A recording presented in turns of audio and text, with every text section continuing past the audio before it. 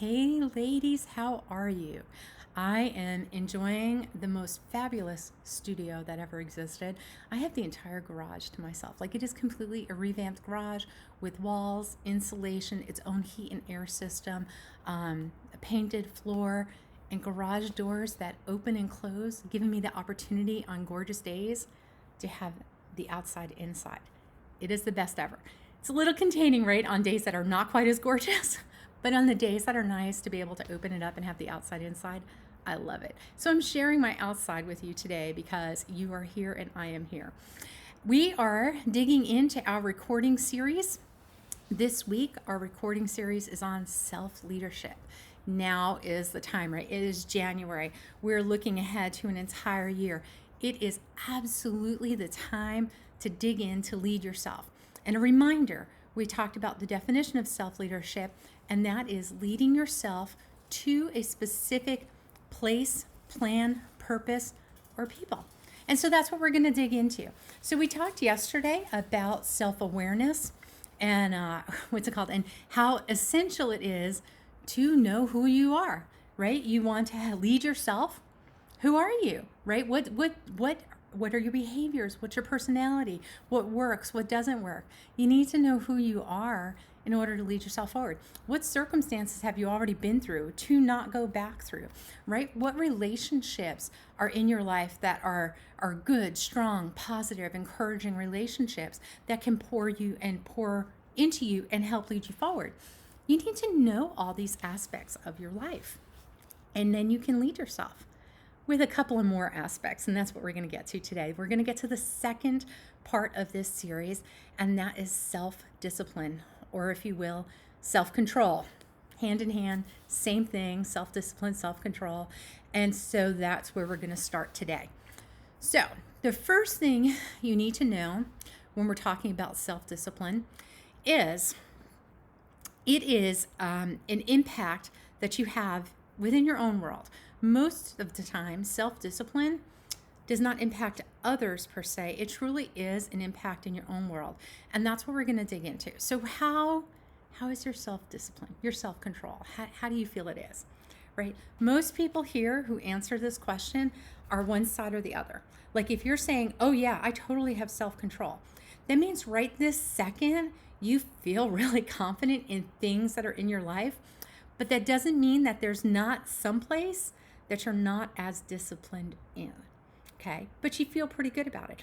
Or maybe you feel like you have more undisciplined parts of your life than disciplined, and then you're like, oh my gosh, no, I have no self-control.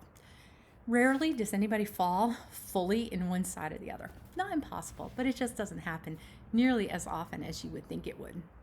We're just not there, right? There are so many pieces to our lives that we are all over the place. We can be so controlled in some aspects and not at all controlled in other aspects. And let me give you some examples of that.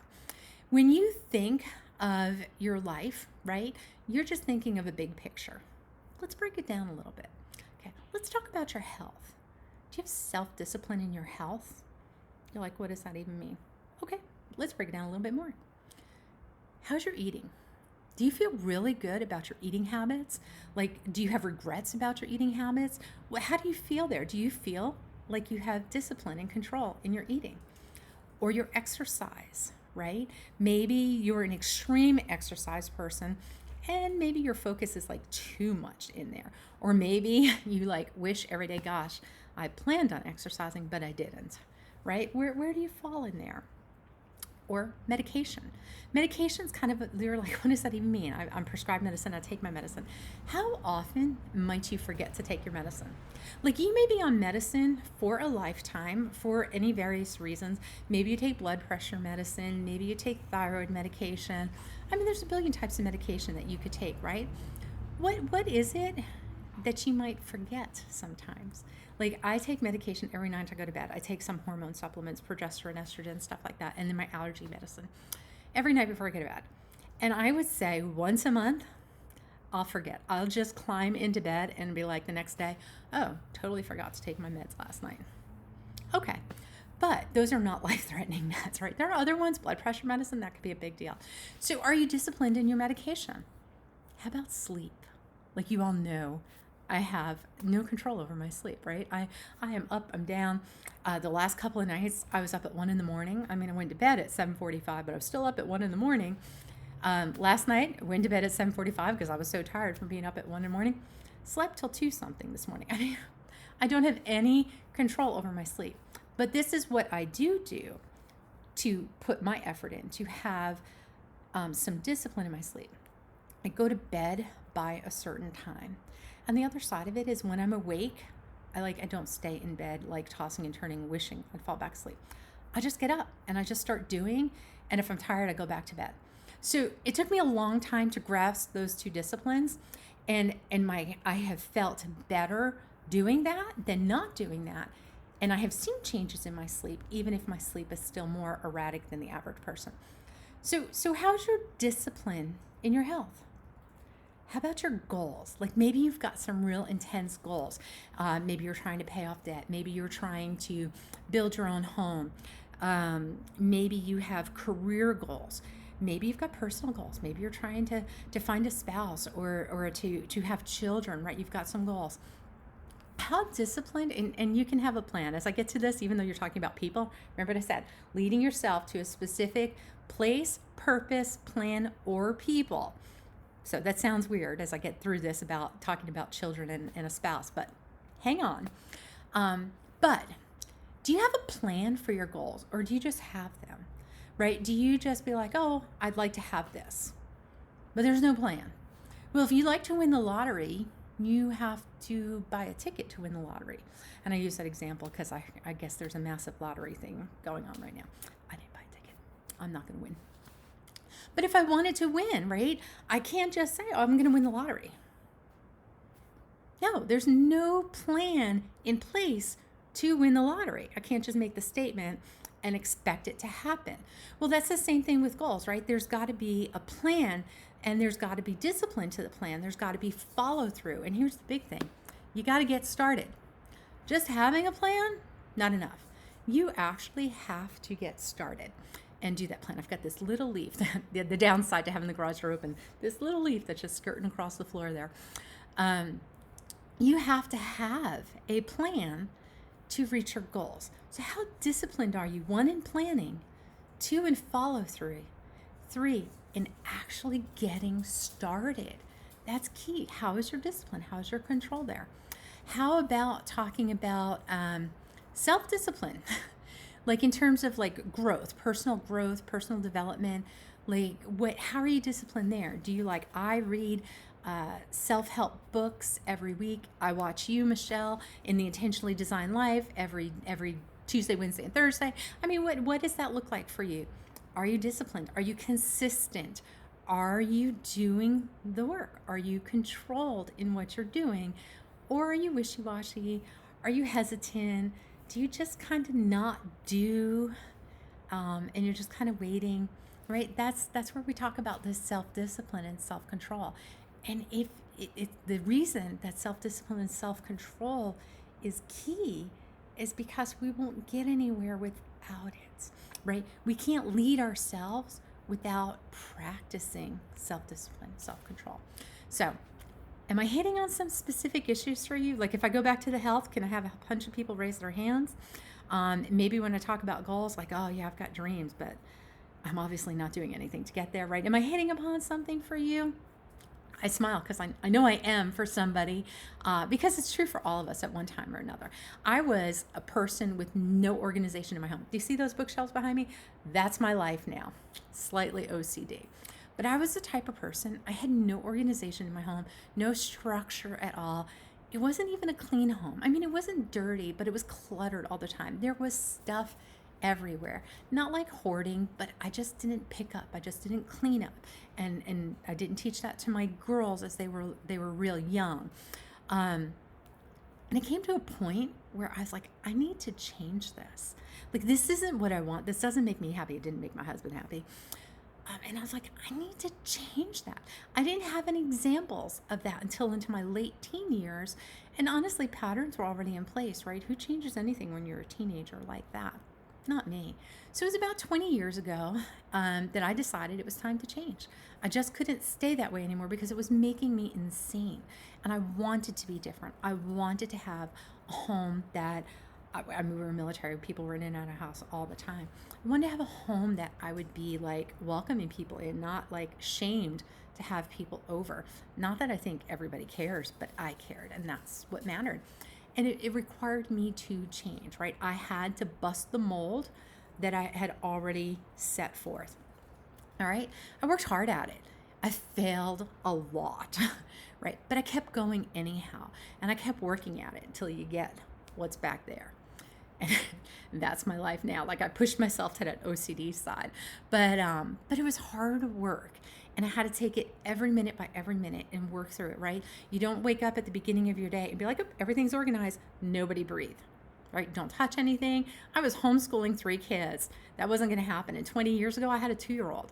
It really wasn't going to happen. And that's not the way it was. I had to create self-discipline. So I'm going to tell you the 5 steps that I did to create self-discipline.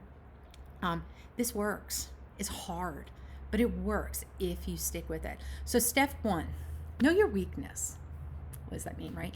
What are you struggling with? What do you want? Very specifically, what do you want? And what's preventing you from getting there? What gets in the way? What temptations do you give into? Know your weaknesses. Maybe it's plural, maybe it's singular, but know what they are. Know what is standing in the way of getting to where you want to be, but you got to know where you want to be too. What is keeping you from creating discipline? Okay. If you're struggling to be disciplined in losing weight, like, what is your biggest obstacle you continue to succumb to? Is it food? Is it not exercising? Is it diet pills? I mean, really, think about it. What are you struggling with that's holding you back from there, right? If you're looking to create organization in your life, what's holding you back? Like when I started 20 years ago, it was little kids. But let's be real, right? I wasn't doing it before there were little kids. So it really wasn't the little kids. That was an excuse. You got to find out what really is going on, because sometimes it's really easy to jump on the excuses. You got to figure out what's going on. And I'm going to throw a little brainstorm at you here, right? An excuse is just an excuse until you do something about it. Then it's a reason, okay? If you're just blaming something, it's an excuse. If you're struggling with something and you're working on it, it's a reason. Why is that important? Because we all make excuses, but we don't fix the problem. Okay. If you're working on a reason, you're fixing the problem. You're working on it. Okay, so that's why it's really important to do that. I had a conversation with somebody real recently about that, and they were so grateful. It was actually on the live Q&A not too long ago for the Intentionally Doing program, and they were just like, oh, I get that, right? Because if you just keep saying the same old thing, right, and you're not making any action in it, you're just saying the same old thing. You are making excuses, and that's so key. So know what you want to achieve, know what keeps getting in the way, and then we're going to fix it. That's step 2. So step 2, remove the temptations. Like, once you identify them, once you know what they are, eliminate them, okay? Is it going to be easy? Well, no. If it was easy, would they still be in your face? Of course not. It's not going to be easy. But if you are struggling with something specific and you know what tempts you, get it out of your life. For example, if you're struggling to lose weight because of specific foods in your home, get rid of them. Donate them. Throw them away. Whatever it takes to get it out of your home, and don't bring it back. You've removed the temptation, right? If they're purchased at a specific store and every time you go to that store it's tempting, go to a different store. It's okay. It's okay to change things. That's kind of the purpose and the direction that we're going in. If you're trying to clean and organize your home and you see a book just calling your name, like waiting to be read, put the book away and out of sight. Okay? If you just get it out of your head, get it out of your sight, get the task done, and then go grab your book. Right? If you're trying to step out of a toxic relationship but feel like you're constantly being sucked back in due to guilt, like, figure out what that guilt is and what it's really connected to and get rid of it. Okay? You should have no guilt in a toxic relationship. That is just true. Okay, a toxic relationship you just should run from. Get rid of the temptations, okay, so that you can move forward. So step one, right? Know what is keeping you from your goals. Like, know what you want, but know what's keeping you there. Step number two, get rid of those temptations. Step number three, set clear goals and make a plan. Remember when I talked about the lottery a little while ago? Said, I'm going to win, I don't know what it is, $1 million in the lottery. I really don't know what it is, right? But I'm not buying a ticket. I'm not going to win if I don't buy a ticket. Okay? That's just the way it is. If you want to get to a certain place, there are things you have to do to get there. So set clear goals and then make a plan. Again, I go back to the example of trying to lose weight. Okay? Know what you're trying to strive for. Maybe it's 10 pounds. Maybe it's 50 pounds. Know what you're trying to strive for and make a plan. This is when I'm going to exercise. This is what I'm going to eat. This is how I'm going to do this. Make a plan and run with it, okay? Removing those temptations, have a plan for that. Okay, like we talked about getting rid of them, have a plan to not bring them back in, to not make those temptations in your face, okay? Have a plan. Make a plan for the goals, make a plan for the distractions against your goals, and then dial in your focus and hang on to it, right? Know what the end sight is. Lots of people use vision boards. I don't use vision boards. Mostly the reason I don't use vision boards is because I feel like you put so much more energy into the vision board when you could just start doing. So that's why I'm not a vision board fan, but lots of people need a visual, right? Take a picture, post it somewhere. Make a vision board if that's what you feel like you need. Have something that allows you to dial in, okay? It may not be visible at all. It may just be knowing I want my shelves to look like this. I want my kitchen to look like this, right? Just knowing those types of things and being focused, right? That is key. Dial it in. Step number 4, take everything one step at a time. One moment at a time. Do not try and tackle this all like instantly, okay? And just know that you're going to be done and successful in 3 minutes. It's not going to happen that way, okay? Battles are small and often, okay?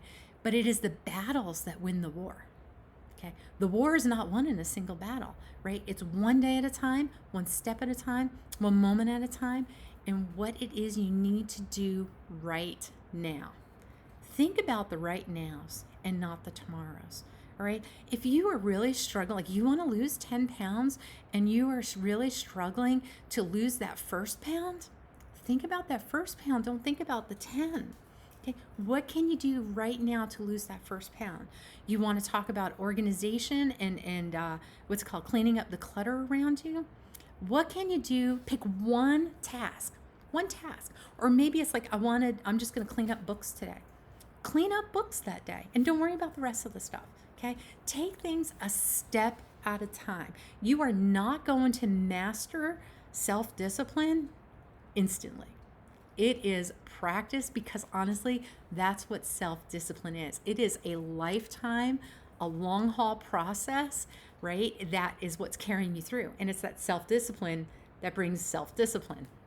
I know, kind of weird timing in the words there and stuff like that, but that's true, and you know it. You do know that. All right, so make sure you take it one step at a time. The last step in this process, and I'm going to recap them in just a minute, but the last step, don't beat yourself up. Just pick up and move on. You are going to miss a step along the way. It's okay. Just pick up and move on. Do not spend the time there beating yourself up. Okay, do not spend the time there going, oh man, I missed an opportunity. There are going to be more opportunities. Pick yourself up and move forward, okay? Beating yourself up, honestly, it's not the temptations that's the biggest problem. It's the beating yourself up that's the biggest problem. That's what keeps us from self-discipline, is because we feel like failures, because we put ourselves down. It is truly the biggest detriment, not the temptation, right? Giving into the temptation and then beating ourselves up over it. That is the problem. So don't beat yourself up. Just pick yourself up and move on. Much easier said than to do the first time. It gets easier the second time, even easier the third time, and the fourth and the fifth. I mean, there's going to be multiple opportunities to not beat yourself up. Practice it. Okay, remember the 5 steps. The first step that I talked about was to go ahead and know what your weakness is. Second step, remove the temptations. Third step, set clear goals and make a plan. Fourth step, take it one day at a time. On the fifth step, don't beat yourself up. Okay. Self-discipline is key to self-leadership. And self-leadership is leading yourself to a specific purpose, plan, place, or people. Okay. It is very detailed, and self-discipline is part of that detail. So where do you want to go? Where do you want to lead yourself in 2021? And how will self-discipline get you there? Okay. In part 3, in the final video in this series, we're going to discuss self-forgiveness. Probably not something you've heard of often, or maybe even at all, or something you've spent much time practicing, but because most people don't. But it's another essential part. It kind of takes off of that. Don't beat yourself up, but takes it to another level. So that's what we're going to talk about in the next video series. Because the truth is, leading yourself forward, you have to forgive yourself for what's behind you. Okay, and I look forward to digging into that with you in the next video. I hope you have a fantastic day, and I will see you in the next video.